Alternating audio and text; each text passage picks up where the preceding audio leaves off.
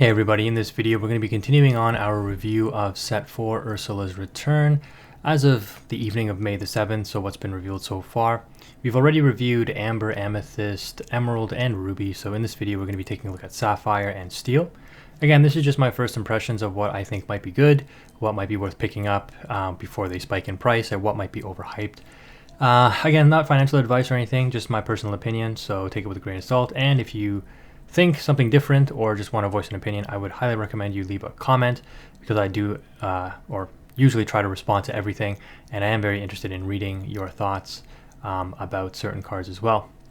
So to start off with the Sapphire cards, we got a new Anna, Braving the Storm, a 1/4 Dreamborn Hero Queen, cost 2 and it is inkable. If you have another hero character in play, this character gets +1 lore, quest for 1 naturally already. Interesting, we've seen some hero-oriented cards already, so will this kind of become an archetype or a kind of a deck type or in the future? Maybe. It's just a common though, but interesting card. Another, like, Sapphire needs some good 2-costing cards because I think I've reviewed before in my Sapphire, Ruby, and Sapphire Steel, and you can see it in like meta reports, tournament reports. There's not really too many good 2-costing Sapphire cards that people want to play, so not that this is one of them necessarily, but it's good to see that there is a more 2-costing cards coming. This card I did see a little earlier, Aerial Treasure Collector, 3/4 super rare, quest for 3, has ward, is a 6-cost uninkable. But immediately what comes to mind when you see this card and the ability is using it with Lucky Dime. So while you have more items in play than each opponent, this character gets +2 lore, meaning it will have 5 lore. So it quests for 5, and when you Lucky Dime it, when you have this ability fulfilled, it will also gain you 5 lore off the Lucky Dime. The difference between this and Bell, Bell is a 4-cost inkable card, that's a 2/4. Both are susceptible to Medusa, but Aerial is actually protected because it has ward. So despite it having 3 strength, you can't Medusa it. So what that means is that if you have the Lucky Dime in play, you drop this Aerial, assuming you have more items than your opponent, which shouldn't be a hard condition to really fulfill if you're playing Sapphire, either Sapphire Steel or Sapphire Ruby. I guess it depends on if you're like in a mirror match or something, right? And they might have more items than you as a Sapphire player on the opposing side of the table. But you drop this after you have the Lucky Dime in play, because if you play Lucky Dime on 7, let's say, and then you ink for the next turn, so you're on 8 ink, you play this on for 6, and then you have the 2 ink left over to actually dime it. You dime it, you gain 5 lore, let's say, then this likely survives unless there's like non-targeting removal, like a Be Prepared or something. Then you quest for 5 and then Lucky Dime it again for 5. So this represents 15 lore on turn 8. So despite you having little to no lore in the first couple of turns of the game, if you're able to manage the board state, this card can help you close things out very effectively, even ahead of the Bell, right? The Bell, it's not necessarily power crept out of the deck because Bell still allows you to ramp. It is inkable. It's only 4 cost, but I think this Aerial could have a place and is worth experimenting with. Only a super rare, so it should be pretty accessible. And I don't see this card being worth a lot, but I would definitely pick up a couple copies if I am a Sapphire player, just to have that option to potentially play this. The uninkability, yes, always hurts, but I think we've seen Sapphire be one of the only colors really that can afford to play really high uninkable counts, because you have things like the Fishbone Quill to ink your uninkables, right? Next up, we've got an Aurora. I think that's in German. And this one is a Shift 2. Has Guardian, your opponents can't choose your item, so immediate protection from things like Benja and Rise of the Titans. Royal Assortment, you gotta exert it, exert one of your items, not the actual character. Look at the top card of your deck, put it either on the top or bottom of your deck. So again, a situational card, because not every ink combination has item removal, so if you're not against Steel, this Guardian ability doesn't seem like it's going to do too much. It is a 4-cost inkable though, which isn't the worst, and it's a 3/3 body that quests for 2. It's super rare. Does this do enough to displace the other 4 drops that have kind of become staple in Sapphire? Obviously it will not replace a Huron. Does it replace a Grammatala? Grammatala scries 2 and puts 1 into your hand. This card just scries 1 and either puts it on the top or bottom of your deck. So, this obviously has staying power, whereas Grammatala at a 4-cost, also a 3/3 body I believe, just doesn't do anything after that. But the ability of like getting the card into your hand right away and scrying 2 really does matter. I don't think this card does enough to displace the 4-cost inkables in the Sapphire package at the moment. Next up, you got Deng Hu, a rare. Other villain characters gain support. So Alice for villains. It's a 5-cost though. Inkable. Alice, I believe, is 3. and it's a 3/5 body. Quest for 2. So interesting card there. You got a 1/3 body for Sapphire. I don't even know if they have a 1/3 body yet. This might be their first one. Let me know in the comment section below what their 1/3 body is from prior sets. You got a new Flounder. Support, quest for 2, cost 3 is inkable. It's a 2/2 body. Whenever I see this 2/2 stat line, it feels like the most underwhelming stat line in the whole game. I really don't like this stat line. Anyways, if you have a character named Ariel in play, you play 1 less to play this character. So it's an Aurora from set 1 with support when you have an Ariel in play. Way too conditional. Aurora never really saw play. Don't really see this being all that relevant. A 4 cost Hades, 3/6 body. Interesting. Shift target, but other than that, not really used for anything.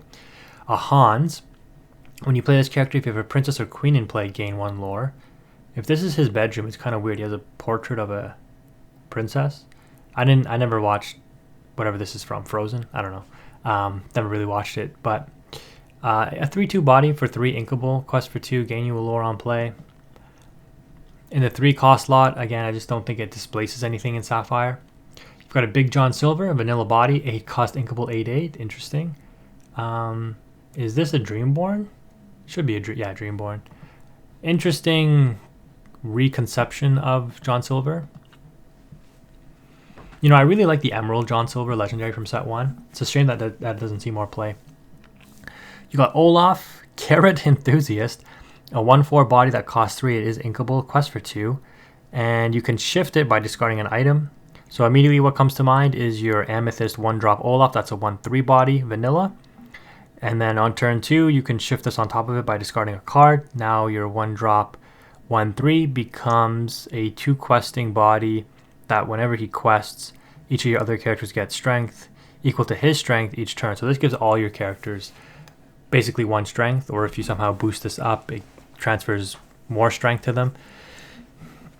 You know, when you look at Sapphire Amethyst, which I think is the only combination where you'd use this card, this can be good because Sapphire and Amethyst are probably 2 of the best ink colors for drawing cards because of the Hiram engine and obviously all the Amethyst draw. Like Amber is up there too because of Rapunzel, and Steel just because of A Whole New World, I guess, but that's not really a draw card, even though it draws you cards. It's more of a tempo card. Anyways, back to the point. You don't care about the discard for the shift, so that's good. That's a kind of offset. The strength transferring will help you deal with aggro threats, but you need more ways to force exertions in order for that color combination to be viable, because you're really limited with your removal, right? Like Amethyst has the rush. You need more exertion so that you can beef up your characters with this Olaf so they can run over whatever your opponent keeps playing. You get that down, it's a pretty strong combination. You know, the 8-drop Elsa from set 1, you know, like as you think about a card like this Olaf and its ability to beef up characters on the top end, right? Like your Elsa from set 1, you drop it, you exert 2 characters, you quest with this Olaf, you beef up your field, you take out the 2 things you exerted with the Elsa, or you know, you can just leave them because they're exerted for the next turn anyways. Seems like there's some potential with this card. And this is like one of the only things, because of the, like, I'm not a big fan of the shift discard, but I guess, you know, it's a good trade-off because you save your ink for that turn. But if you shift this on turn 2, what else are you playing on turn 2 along with this to really gain the benefit? Right? I mean, I guess you can play like the 2-drop Cusco from Amethyst, and then that becomes a 2/2 body that draws you a card on banish. So even though I just set up here, I'm not a fan of the 2/2 stat line, I am a fan of it when it draws you a card when it's banished, because this card will get banished, right? You challenge anything, it's going to get banished. Nothing is really surviving as a 2/2. I'd rather take this 2 and make it a 1 and give it another relevant ability kind of thing, right? Like this 2 toughness is really, really underwhelming. Yeah, so interesting card. You got a new Prince Philip, a 3-cost inkable, 1/3 body support. Whenever one of your characters is chosen for support, they gain resist +1 as well.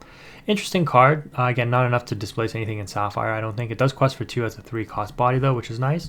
You're seeing a lot of higher lore counts being added to cards now, so it seems like they're trying to pick up that the pace of the game here in terms of questing, which I don't know if it's a good thing or not. But you got a new Rapunzel, a rare 5-cost inkable, 3/5 body, appreciative artist. While you have a character named Pascal in play, this character gains ward. So, again, another Amethyst Sapphire boost. Pascal on turn 1. This Rapunzel probably coming out on turn 4 because of ramp, right? Either 1 jump, Fishbone Quill, Mickey, Detective, because the whole thing is you play a 5 cost 1 turn earlier. And then you've got an Evasive Pascal probably, right, as the 1 drop, and then you've got a Ward Rapunzel that's a 3/5 body on turn 4, that quest for 3. Could be something to consider. Again, don't think it's going to be anything amazing, but it's very, very interesting. Scuttle, expert on humans, Storyborn ally, 1/3 body. Let me see. When you play this character, look at the top 4 cards of your deck. You may reveal an item card, put it into your hand, put the rest on the bottom of your deck in any order. Quest for 1 is an uncommon. This is a good card. Similar to why Ariel is good for Amber, the set 1 Spectacular Singer. You scry 4, pick up a song. Now, songs are inherently a lot stronger than items right now, but this card is good. I will be picking up 4 foils of this, or looking to be picking up 4 foils. If you've watched my Sapphire review videos, I've talked at length about finding more 2-drop characters to play. And I literally talked about it at the beginning, right up here when I was reviewing this. This is a card that perfectly fits that role for Sapphire decks. Being able to scry for items really will help increase the consistency of your Hero draw engine on Sapphire, which, as we know, is what this is a very interesting card. So we know that Sapphire Ruby really depends on the Hero draw engine, and you're playing a lot of like Develop Your Brain, Grammatalist to scry. The Gastons have more or less been cut from the deck, but even when Gaston or sometimes is still played, like you're scrying for your Hero draw engine, you're scrying for items to use with the Hero, and this card allows you to get those items a little bit more consistently. So very good. Plus, you know, the inherent ability of the item itself is very good. So, or usually going to be very good. So, yeah, this is a really good card. Got our first legendary for Sapphire, Regina. Regina is here, or the Queen. 3 cost inkable, 3/3 body. So right away, just decent. And then you just get a free ability with it. Consult, exert this card. So again, slow. You got to play this, wait a turn, use the effect. Look at the top 4 cards of your deck. You may reveal an item card, put it into. This is literally Scuttle and legendary form. But you have to wait. Okay, what's the other? If this item card costs 3 or less, you may play that item for free and it enters play exerted. So you top deck a Fishbone Quill or something, it comes into play exerted, you can't use it right away. It's just too slow. Why would you make this? Again, this is just my initial reaction, guys. Let me know in the comment section below. You guys are probably more level-headed than me.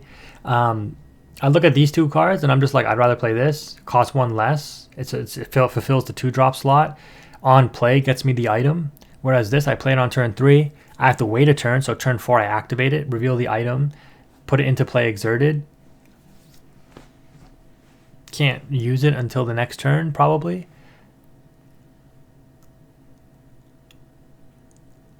Like the application I see with this card is it in Italian? I don't know. Anyways, you play this on turn 3. On turn 4, you activate the effect. You reveal an item. You put it into play exerted. Then on, you still have all your ink. So 4 ink, you play a Hero, right? And you pop the item you revealed with the Queen. So your Hero gets a free item. You get a free item that you can then draw 2.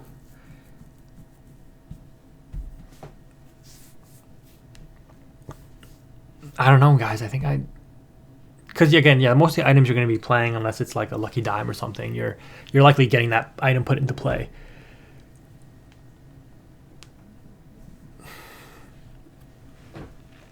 Let me know what you guys think. I don't think this card is like, I don't know. I think this is better as an uncommon, funnily enough.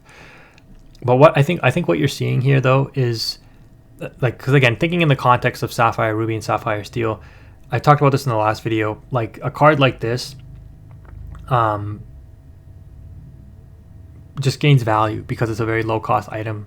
Like the ability of this item is actually half decent because it fulfills a purpose in Sapphire Ruby where it helps you deal with aggro still. But being a 1-cost item, it also represents another cheap item that you can scry for, that you can play. That's very cheap. Obviously, it only costs 1 ink. It represents a draw 2 with a Hero. So yeah, very interesting. Moving on, Transform Chef in French. Smooth small dishes when you play this character move. Okay, so not relevant. More grandma or grandpappy tech. Your other legendary is a 9-cost Triton champion of Atlantica. Shouldn't that be Atlantis? Atlantica? I don't know. It's been a long time since I've seen The Little Mermaid. Anyways, he's not the king of Atlantis. What am I saying? Anyways, 7/9 body, quest for 3. Shift 6. Okay, you got another Triton over here. I like this artwork a lot more, by the way, than this one. Anyways, opposing characters get -1 for each location you have in play. That seems a little not great. At this point in the game, does the strength really matter of what your character, of what your opponent's character? You like both of you at this point in the game when you can shift this on 6. Assuming you shift it, which I don't even know. Like, what other Tritons are you really playing? 9 costs at that point in the game, you're likely close to winning, or your opponent is, right? Again, Ravensburger, if you want these cards, if you want half of your card pool to be meaningful, you need to slow the game down. You can't let these aggro decks just run rampant. You can't be having decks sit on 3 to 4 ink and just win the game by turn like 6, right? Like, that literally invalidates like a lot of these high cost cards. So until you see the game slow down significantly, you're going to see these cards like not be relevant, in my opinion. Speaking of low cost cards, we got a 3-cost uninkable Triton here. Triton with a 3/3 body on it, which is not bad, but it is uninkable. Exert it, banish one of your items, and gain 3 lore. So another closer for the deck. So again, going back to like this item, going back to Popsicles, now this represents potentially gain 3 lore, draw 2, the actual effect of the item. Do you play this in Sapphire? It's a 3-cost character. It's telegraphed. You have to wait a turn before you can use the ability. So it likely gets outed or your item gets outed. But I mean, if you out the item, you can probably just play another one. Like, Lucky Dime is better, but this is just another closer for the deck, I guess. You know, Lucky Dime sometimes only gets you 1 to 2 lore. Obviously upwards of like 5 potentially, but this card guarantees you a 3. Hard to say if this card will be used. Given that Sapphire already plays so many uninkables, I'm leaning towards no. Like, banishing a Popsicle on like turn 4, when you like, if you play this on turn 3, like, you never really want to play this on turn 3, right? Like, this doesn't progress board state. Like, you care about controlling the game in the early game. So gaining lore in the early game doesn't really matter too much if you're not an aggro deck. So this is more of a closer. But by the time you get to the point where you want to close the game, these low-cost characters can feel very underwhelming or very easily removed, because like, this is a Medusa target. This is, you know, gonna be prepared. It's gonna get removed somewhere. It's gonna get like, you know, steel songed somehow, right? Like, so yeah, a little underwhelming, I think, overall. Dig a little deeper, Sing Together 8. So this is the Sing Together card for Sapphire. Scry 7. Put 2 cards from that into your hand, the rest on the bottom of your deck. So again, more scrying cards for Sapphire. It costs 8 and is uninkable. When you think about what Sapphire does, maybe Sapphire Ruby plays this, because we've seen them play things like, again, the Gaston, that's uninkable, costs 6, but that is a 3-questing body. That's a 4/4, so it survives a lot of removal. But being able to scry 7 can really help save you, especially since it's a song. So the thing with Sapphire, right? Like, as soon as they start dropping the Maleficent Dragons, Tamatoa, Scars, Madame Medusas, Lady Tremaines, Maui's, etc., you have a lot of very able-bodied singers that can combine to sing this very easily and dig for exactly what you need. Like, digging 7 cards deep is ridiculous, and then getting 2 of those into your hand while still having all of your ink available. So it is uninkable, and we know, again, the Sapphire Ruby deck already plays a lot of uninkables. I think that's really the only application I see for this card right now. I'm sure there's more as we explore what other combinations might be viable with Sapphire. But I think this is a decent card to look at for Sapphire Ruby for that reason. Because again, we've seen it, right? If you've watched any competitive matches, you know Sapphire is always digging for answers. Sometimes they already have them in the hand, but you've seen them desperately dig for Be Prepared, desperately dig for Hierums when they're looking for that draw engine if they don't have it already. Like, you need cards in that in that deck type, in the way that deck is constructed in order for it to be viable. And anything like in card games, consistency is always king. And anything that can make your deck more consistent is always good. So a card like this is good, but it's uninkability, it's high cost, right? You draw this early, it's going to be a Fishbone Quill into the Inkwell. So, you know, it has its pros, it has its cons. But if this was inkable, it would be an auto include for sure, in my opinion. But the uninkability can hurt it a little bit. You've got Glanner. What is that? Glean. Okay. Banish chosen item. It's player game. Okay, so not relevant. You're not going to banish an opponent's item and give them 2 lore. You're not going to really banish one of your own items to gain 2 lore. This is just pure negative card advantage. 2 cost, action, song, seldom all they seem. Chosen character gets -3 this turn, not really relevant. A rare, Treasures Untold, 6 cost, inkable. Return up to 2 item cards from your discard into your hand. We have like what? It's Not Broke from set 1, that's a 3 cost for 1 item into your hand.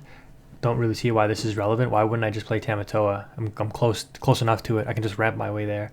Tamatoa is a huge body that just like constantly recurs stuff. Yeah. Field of Ice, another item. Whenever you play a character, they gain resist +1. Not relevant. Great Stone Dragon. This item enters play exerted. Okay. Exert it, so you can't use it the turn you play it. Put a character card from your discard into your Inkwell face down and exert it. That's very powerful. But it doesn't replace Fishbone Quill, right? Because it enters play exerted, and the card that you put into your Inkwell is face down and exerted.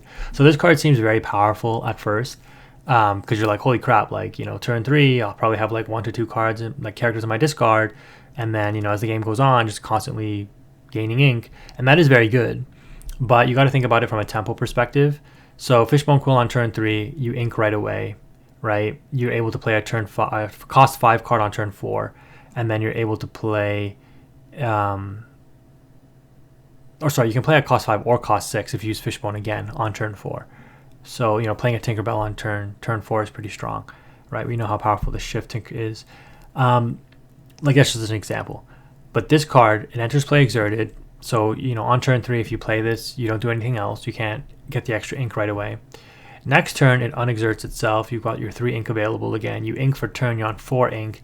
You exert this item, and you put a card from your discard into your character card from your discard into your Inkwell face down and exerted. You're on 5 ink, but you're really only on 4 usable ink for that turn. So your tempo is exactly the same. You've actually lost tempo because you develop an item on turn 3 instead of a character. And so it's not until turn 5 where you have all of that 5 ink available. You ink again for turn, you're on 6 ink, which means on turn 5 you can now play a 6 cost card on turn 5. Because even if you use this again, whatever you ink into your Inkwell is face down and exerted. So even if you ink for turn, you're on 6 ink, you use this effect again, you put a character from your discard into your Inkwell, it's an exerted, you're on 7 ink, but only 6 usable for that turn. So you're constantly behind the 8 ball. This obviously would be very good in the top end. Like if you get this out early, you don't get run over, and then, you know, by the end of the game, you're laughing because you're just on so much ink, you've generated all that advantage. But it's balanced, and it seems better than it is because it is a very slow card, and it's not giving you that advantage right away. One of the reasons why Sapphire still works and why it was a very good deck early on is because the Fishbone Quill giving you that instant ink right away, and then just refilling your whole hand to offset the disadvantage of losing that card advantage from your hand by inking with Fishbone Quill, was completely offset by a whole new world, right? Like you saw how powerful that combination was. So this card, while it does seem very good, I think the inherent limitations that they put on it make it a lot worse than it may seem. Again, from a tempo perspective. But I don't know, I could be completely wrong, and this card might be the absolute busted nuts because it does seem very strong. We'll have to wait and see. Ariel's Grotto, again, another location without lore gain. I've talked about this in my other video as well. 2 cost, inkable, 7 toughness. Why does it cost 2 to move a character here? While you have 3 or more items in play, this location gets +2. Why would I not just play McDuck Manor? I just get the 2 lore and it has 9 toughness. And if I want to move a character there for like a character's ability, it only costs 1 to move a character to McDuck Manor. I think Ravensburger really has discovered that putting passive lore on locations was a mistake. Interesting, yeah. Anyways, that does it for Sapphire. Again, a little underwhelming as it usually seems, but Sapphire, you know, it has some very strong cards from set 1 that really kind of carry the color in my opinion. Let's see what happens as we move into set 4. Some decent cards for sure, I should say. But again, whenever I look at these things, it's just like they seem so situational in order to actually generate their advantage. They just seem a little bit behind the rest of the colors in terms of the cards.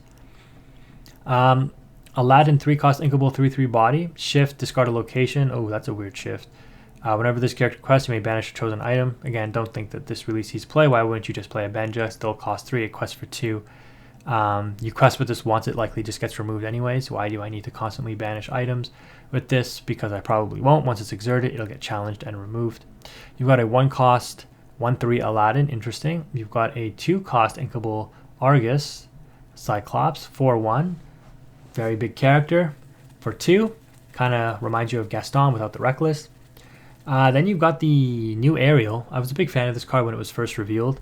I think this card might be the best super. Well, I shouldn't say that because I haven't really seen it. But like, if we know how these sets now have come out, you know, there's always like one really good super for like Ruby and for Steel, it seems, like the Cinderella, the Tinkerbell, etc. Like in terms of a character. So Sonic Warrior, you know, 3/8 body, very strong. The 8 toughness is really good. Obviously, we've seen like Ursula Power Hungry from set 1 with that 8 toughness be a force in the meta at times. Yes, the 3 strength hurts it because it does get outed by a Medusa specifically, but this card is very good because it's a shift 4. So you play Ariel Spectacular Singer on 3, you get your song, you shift it on turn 4 for this, and then you sing that song. Well, I mean, I guess you shouldn't really do that because when you play a song, you have to...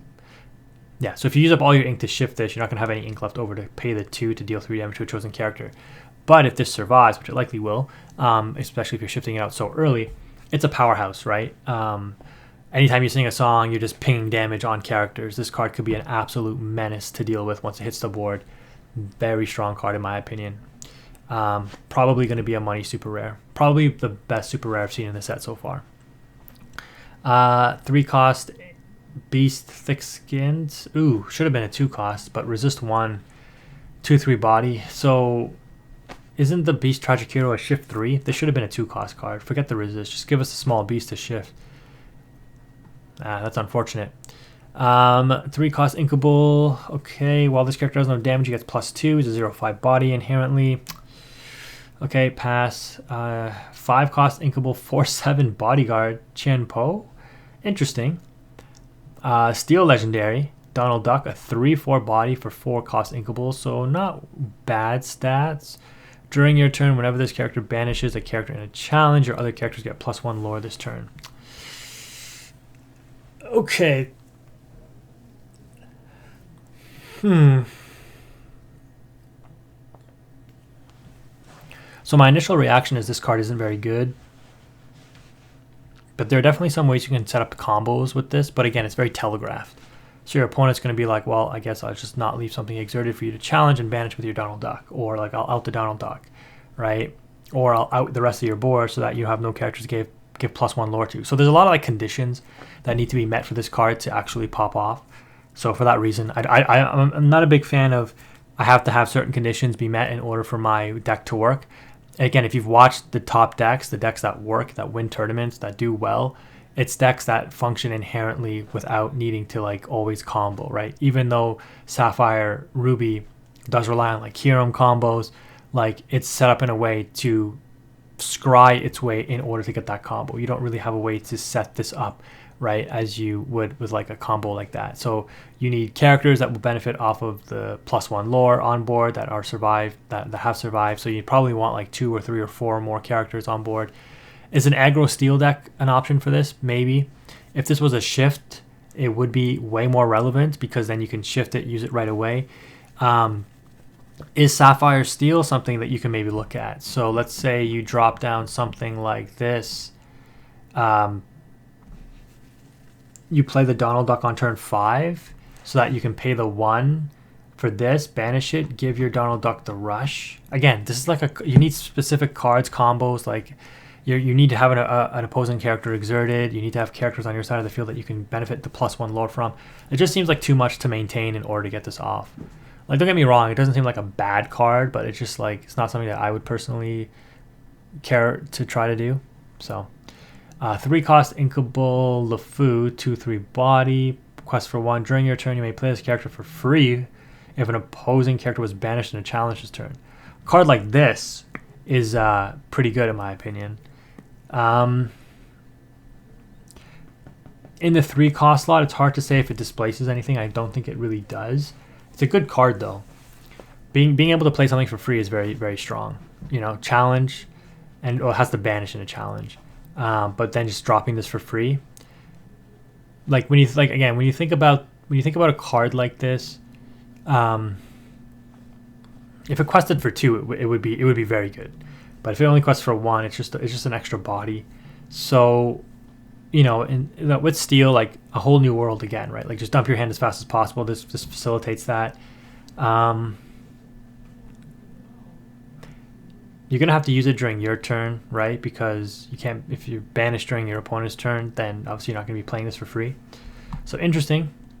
Anyways, moving on. Ling, 3 cost, 3/3. So yeah, pretty standard. Your hero characters get +1 strength.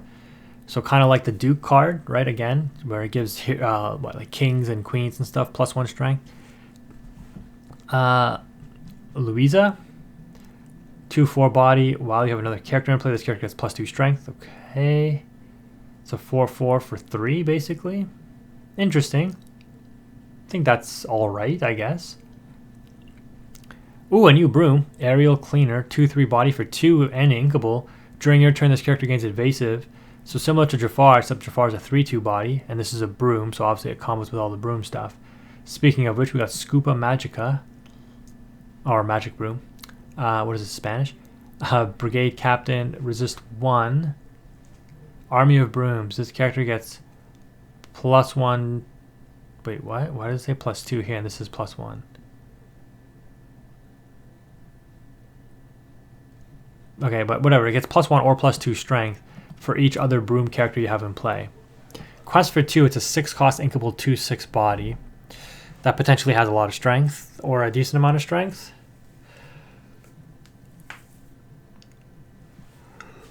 And resist 1, which means it survives Maui. Interesting. Broom decks, Amethyst Steel Broom, right? They're really trying to push that, huh? Shift 3, this is, I think we've seen this before. This was like one of the first cards revealed. Mickey Mouse, Playful Sorcerer. Shift 3, 5 cost inkable, 3/4 body, resist 1. Quest for 2, interesting stats all around. And then sweep away. When you play this character, deal damage to chosen character equal to the number of broom characters you have in play. This is a decent card, and well, this card is good in broom, obviously. Yeah, you need 4 of this in the broom deck, but how good are brooms gonna be? It's yet to be determined. This Mickey Mouse is in French. Be strong. When you play this character, chosen character gains challenger +2 this turn. So Steel Crab for 2. This is good. This is a good card. This is a good card. And you don't need me to tell you that. You just look at how often Broom is played, or Merlin Crab is played. It tells you how good this card can be. It costs 2. It's inkable. It's a 1/3. Crab is better because the 3 cost, 3/3, and Amethyst facilitates singing up friends on the other side. It's a 3/3 body for 3. This is a 1/3 for 2, but the +2 strength is challenger is very good. 4 cost inkable 2/3 body in Philocities. I don't know if I'm saying that correctly. Philocities. I don't know. Your hero characters gain challenger 1, so more hero focused stuff. Whenever you play a hero, you gain a lore. Quest for 2, so kind of like a Chief Bogo when you play like a Floodborn, but this is when you play heroes. So again, hero focused deck. Okay, Raja, while you have no cards in your hand, your characters with cost 4 or less can't challenge this. Okay, so not really too relevant. This is a rare though, wow. Now we're moving on to the action. This is a song, I believe. Banish all items. There's your Heavy Storm, Yu-Gi-Oh players. I know people were requesting this, especially when I haven't been to locals in a very long time, but like I know people at locals were saying this once they were getting like dealing with like Tamatoas and just like the item spam. 4 cost inkable, banish all items. So seems pretty good.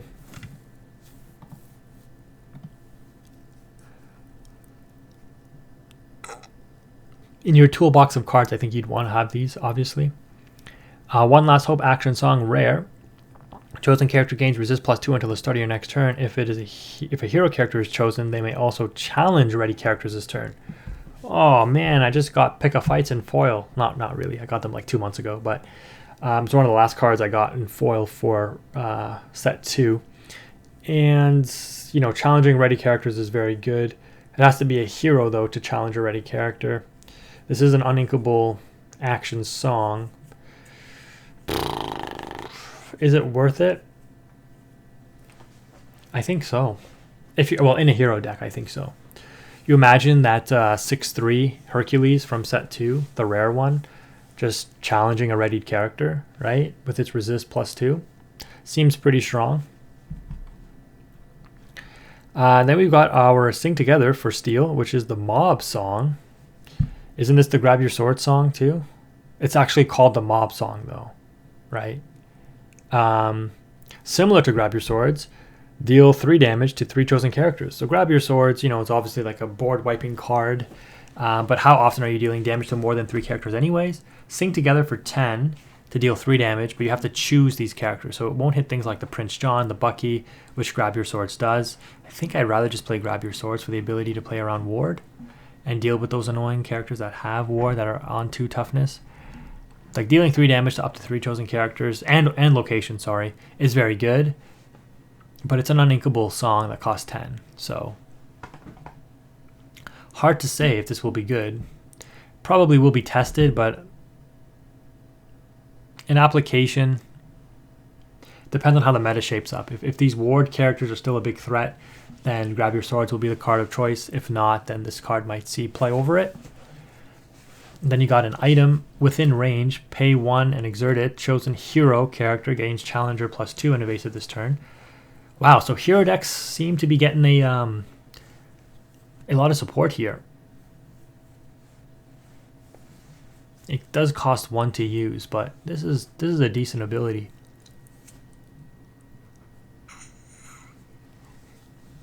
Again, what comes to mind is like Hercules.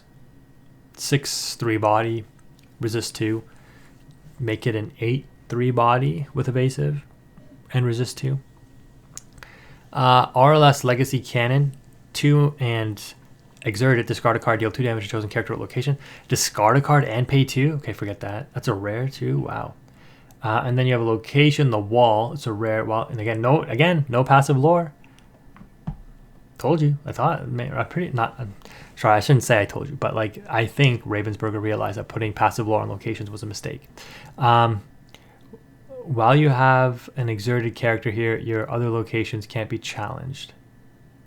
Okay, that's not relevant, at least not right now. Are we going to see like location focused decks? Maybe. 4 cost inkable, 8 toughness, 2 cost to move stuff here. Ugh. And then you got another location here, the Big Olive. 1 to move, 2 cost inkable, 7 toughness. Again, no passive lore. During your turn, whenever a character banishes another character in a challenge while it's here, you gain 2 lore. Okay.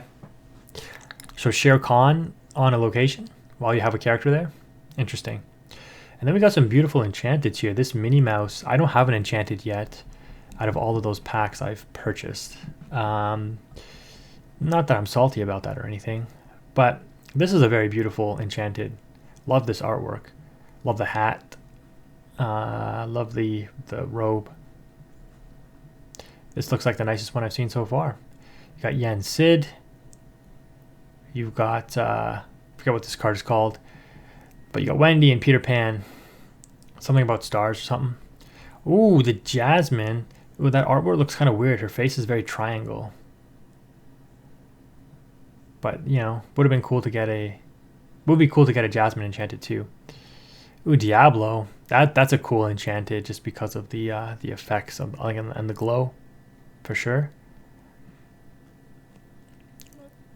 Interesting enchanted. I've never been a fan of the Queen's design just because she has like this thing on her head. Like it seems very weird. I don't know.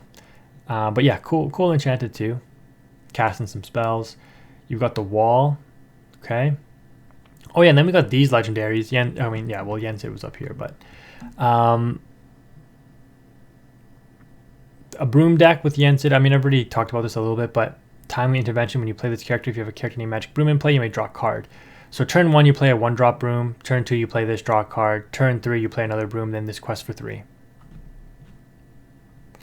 Kind of underwhelming as a legendary in my opinion. Obviously, used in a broom deck. How good will a broom deck be? We will find out when we start testing. Mulan. I was really down on this card at first, but now that I've seen there's a lot of like stat modulating cards, I think this card just gets better. So I think this might be a sleeper legendary.